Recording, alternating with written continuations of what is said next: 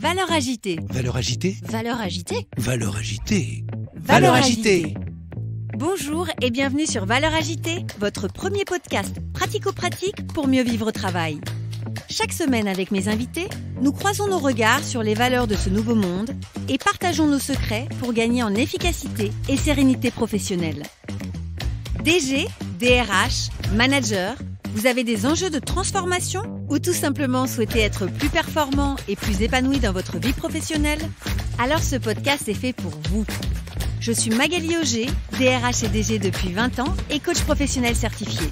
Curieux d'en savoir plus? Demandez-moi en contact sur LinkedIn et rendez-vous sur vos plateformes préférées. Des jeunes optimistes, pourquoi c'est sûrement pas leur faire voir la vie du travail en rose? Pas dire, mais non, vous allez voir, c'est génial et tout ça. Non, ça sert à rien, c'est de la propagande. Bonjour et bienvenue sur le 4e épisode avec Philippe Gabillier, l'auteur conférencier de renom et professeur à l'ESCP. Dans ce 4e épisode, nous allons parler des jeunes dans le monde du travail, mais aussi de l'enseignement à distance. Nous allons évoquer avec Philippe quels sont les messages clés à passer aux jeunes pour les préparer au monde du travail. Je vous souhaite une très belle écoute.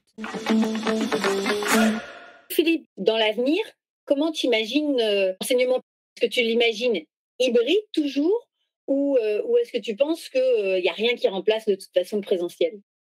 Ah non, je pense que l'hybride ou le distanciel, c'est une tentation économique. Ça n'est qu'une tentation économique et organisationnelle. Moi, je fais partie de ceux qui disent que on peut effectivement optimiser le temps à distance, le temps distanciel et hybride, mais il n'a pas de valeur ajoutée par rapport à la présence. Je ne vois pas pourquoi est-ce que voir quelqu'un à travers un écran apporterait une valeur ajoutée par rapport au fait de la voir en direct. Moi, je suis abonné à une plateforme de théâtre qui s'appelle Cyrano TV, qui me permet de voir des pièces de théâtre. Je suis content de les voir à distance. Et si tu me dis, tu as une super pièce Cyrano TV ce soir, ou alors on va au Théâtre des Mathurins pour voir tel truc, mais j'ai même pas de discussion. Tu vois, le réel. Et je pense qu'en revanche, ce qui va arriver, parce que ça a commencé, c'est que la présence physique va devenir un élément de valorisation économique. Et qu'en gros, on pourrait envisager dans 5-10 ans, c'est peut-être le cas déjà, vous vous inscrivez à un cours, c'est full distanciel. En revanche, si vous payez 10 000 € de plus, vous pourrez avoir un professeur, un vrai, avec des séances en réel, avec un ou une prof en vrai, quoi. C'est-à-dire que la présence physique deviendra un atout concurrentiel. En 2020, il y a eu un certain nombre d'idées qui sont apparues, comme quoi, ça y est, l'avenir, c'était même les diplômes à distance, en hybride, virtuel, etc. On en est revenu. Même dans le métier, qui est mon second métier, qui est le métier de conférencier, il y a eu des très, très grands conférenciers qui ont dit, mais de toute façon, il n'y a pas de problème. Maintenant, l'avenir, ça va être la conférence à distance ou en studio, genre émission télé, parce que les gens ne voudront plus faire déplacer leurs collaborateurs, pas uniquement d'ailleurs à cause de la pandémie, mais les frais, les avions, les machins, etc. Oui, ben ça a augmenté l'activité en France, par exemple, tu vois. Quand dans les conventions continuent à se faire très très loin du truc, mais ça a augmenté les trains, effectivement, et même les avions continuent à voler, quoi. Donc, on a eu des tas d'idées là-dessus parce qu'on ne voit pas trop ce qui remplace le contact réel. On ne voit pas trop. Personnellement, je pense qu'il n'y a rien qui peut remplacer la relation directe. Voilà. Après, il y a plein de choses qu'on perd, un certain nombre d'informations. On sait que quand on communique, il y a une partie de ce qu'on dit, de la manière dont on le dit, mais aussi tout le langage corporel. On en perd une partie de toute façon quand on est en visio. Oui. Moi, j'ai fait les plus gros cours que j'ai dû faire, ça a dû être au plus fort de la crise, là, des cours à 150 personnes. Et moi, j'ai un écran noir en face de moi. Parce que pour pouvoir gagner de la bande passante, si tu veux, les gens ont coupé leur caméra, tout ça. Et donc, quand tu fais un cours en exécutif, par exemple, qui est assez long, et que tu vocifères littéralement devant un écran pendant je ne sais pas combien d'heures, et on ne se rend même pas compte de l'épuisement psychique que ça représente. Alors que dans un amphi, c'est fatigant aussi, mais ça sera une fatigue physique. Alors que devant un écran, ça va être une fatigue mentale. Il y avait même des collègues qui avaient acheté du matériel, tu vois, pour pouvoir poser chez eux, avec leur bibliothèque derrière eux, leur PC sur un pupitre, pour pouvoir, même en étant à distance, être debout. Oui, je comprends parce que un de mes collègues me disait la chaise tue plus que la cigarette. La sédentarité, aujourd'hui, crée plus de décès que la Ah oui, cigarette parce qu'à un moment donné, on ne met plus son corps en action. Et on sait aussi que l'interrelation, la relation aux autres, elle passe aussi par le corps. Donc tout à effectivement, fait. derrière Tout un à fait. écran, c'est beaucoup plus limité. Justement, tu me tends la perche. Comme il y a des métiers qui peuvent être télétravaillables, il y a des métiers pour lesquels l'organisation peut être plus souple, alors que d'autres, bah, ça n'est pas possible. Quand tu es dirigeant ou DRH, comment tu fais pour, à un moment donné, rester dans des principes d'équité, de cohérence? Je vais prendre un exemple. Dans le secteur public, par exemple, c'est difficile que l'aide sociale à l'enfance ou qu'une assistante sociale ne rencontre pas les familles et fasse tout en visio. Parce que déjà, il y a une Oui. problématique de fracture numérique avec les familles. Donc, dans des organisations, on peut avoir des personnes qui vont être en activité, ce qu'on dit maintenant, remote, et d'autres pas. Comment on assure la cohérence? Comment on rassure les salariés sur le fait que ça reste équitable? Et pourtant, c'est différencié. Eh bien là, moi, franchement, là, je trouve qu'on touche on est au bout du truc parce que moi, je vois pas là. Il faudrait vraiment là pour ça, c'est une question qu'il faudrait poser à des vrais. Moi, je suis pas praticien, tu vois, des ressources humaines. Je suis pas DRH. Pas ce problème-là. Je l'ai pas. J'ai pas d'idée particulière là-dessus. Ce qui est sûr, c'est que on voit nous ici, on a. Alors nous, c'est pas des ressources humaines, c'est des ressources étudiantes. Et on n'est pas le DRH, on est le prof.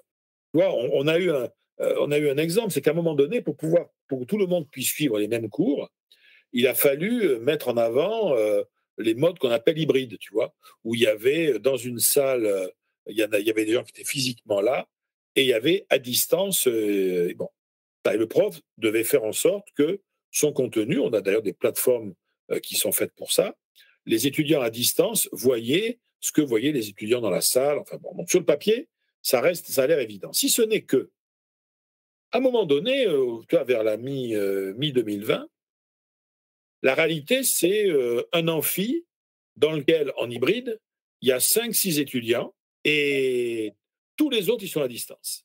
Tous, sans exception. Et là, maintenant, c'est le contraire. Après, c'est devenu, il y a 90 étudiants dans la salle, il y en a 4 à distance. Mais on maintient le système pour les 4 à distance. Et là, pour le coup, alors que ça semblait être un truc tout à fait génial dans le premier cas, dans le deuxième, on a le sentiment qu'on est en train de fonctionner en mode dégradé. Tu vois?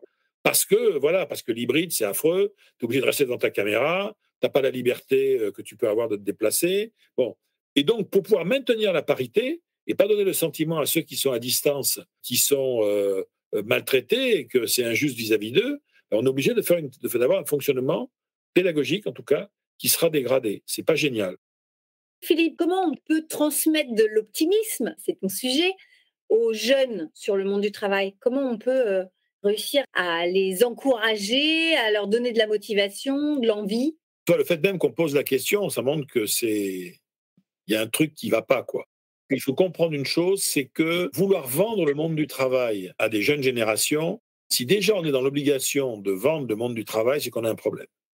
Ça veut dire que il existe des univers du travail qui sont autoporteurs, c'est-à-dire que on voit très bien, tu vois, des jeunes qui s'engagent aujourd'hui dans des univers différents, la RSE, les associations, les grandes causes, etc. L'univers est tellement autoporteur en termes de sens, qu'ils sont prêts à digérer un certain nombre de difficultés.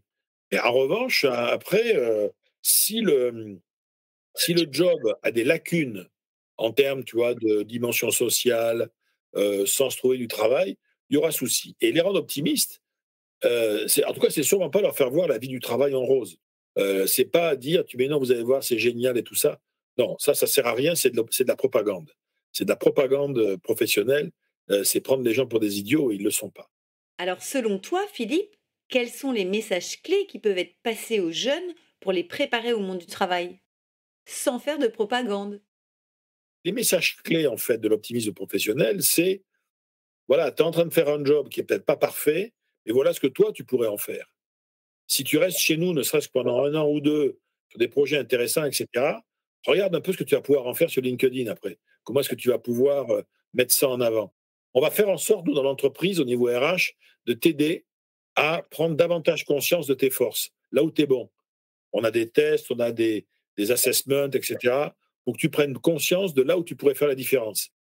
Puis on va te donner le droit d'essayer des trucs. On va essayer de te trouver des univers dans lesquels tu pourras tenter des choses, tester des trucs. Mais est-ce que tu penses que c'est suffisant pour les motiver dans le monde du travail? C'est tout cet ensemble-là, c'est-à-dire c'est un ensemble de pratiques sociales qu'on va mettre à disposition des salariés, des jeunes salariés, pour les mettre dans un environnement qui leur permette de créer de la valeur de façon individualisée, justement, parce que tu avais employé toi-même le mot d'individualisation au départ. Mais, encore une fois, on ne peut pas faire ça pour tout le monde. Parce que simplement, pour une raison toute bête, c'est qu'il y a un certain nombre de gens, le travail, et ça n'a rien à voir avec le niveau intellectuel, hein, ni le niveau scolaire ou universitaire.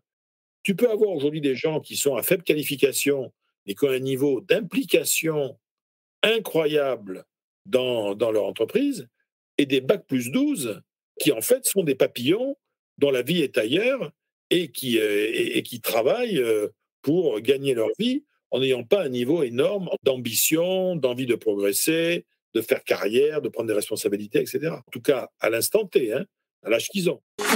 Ainsi s'achève ce 4e épisode avec Philippe Gabillier. C'est toujours un régal de l'entendre.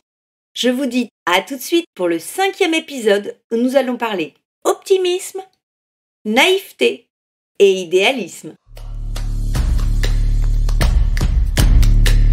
Vous avez aimé cet épisode? Donnez-lui 5 étoiles sur votre plateforme de podcast préférée.